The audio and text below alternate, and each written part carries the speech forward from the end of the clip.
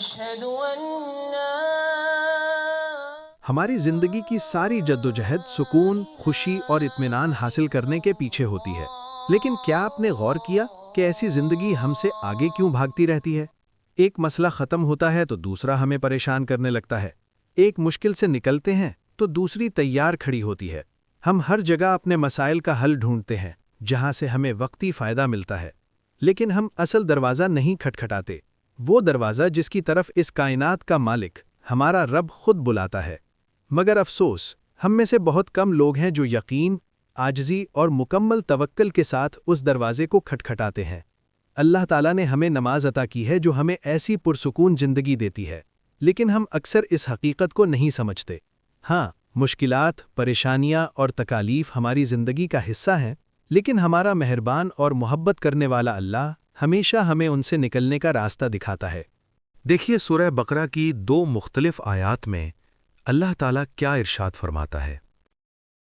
اے ایمان والو، صبر اور نماز سے مدد مانگو، اور جب میرے بندے تم سے میرے بارے میں پوچھیں تو کہہ دو کہ میں بہت قریب ہوں، جو مجھے پکارتا ہے میں اس کی پکار سنتا ہوں۔ نماز اللہ سے اپنے دل کی باتیں کرنے کا بہترین ذریعہ ہے۔ یقین اور اخلاص کے ساتھ سجدے میں تسبیح کے بعد دعا مانگیں اور فرق دیکھیں۔ نبی صلی اللہ علیہ وسلم نے فرمایا، بندہ اپنے رب کے سب سے قریب سجدے کی حالت میں ہوتا ہے، لہٰذا خوب دعا مانگو۔ مسلم۔ اگرچہ ہمارے مسائل حل ہوتے نظر نہ آئیں، پھر بھی ہم مثبت رہتے ہیں اور یقین رکھتے ہیں کہ اللہ ہمیشہ ہمارے لیے بہتر فیصلہ کرتا ہے۔ مضبوط ایمان یہ احساس دیتا ہے کہ یہ زندگی اور اس کی تکلیفیں وقتی اور معمولی ہیں۔ یقیناً ہم اکثر محسوس نہیں کرتے، لیکن اللہ اخلاص سے نماز پڑھنے والوں کی مشکلات آسان کرتا رہتا ہے۔ ہاں، یقیناً اللہ ہمیں ضرور آزماتا رہتا ہے۔ بعض مشکلات بہت ممکن ہے اسی آزمائش کا نتیجہ ہوں۔ کیا لوگوں نے یہ سمجھ رکھا ہے کہ صرف یہ کہنے پر چھوڑ دیے جائیں گے کہ ہم ایمان لائے اور ان کی آزمائش نہیں کی جائے گی؟ اور ہم ضرور تمہیں آزمائیں گے کچھ خوف، بھوک، مال و جان کی کمی اور پھلوں کی کمی سے، اور صبر کرنے والوں کو خوشخبری دے دو۔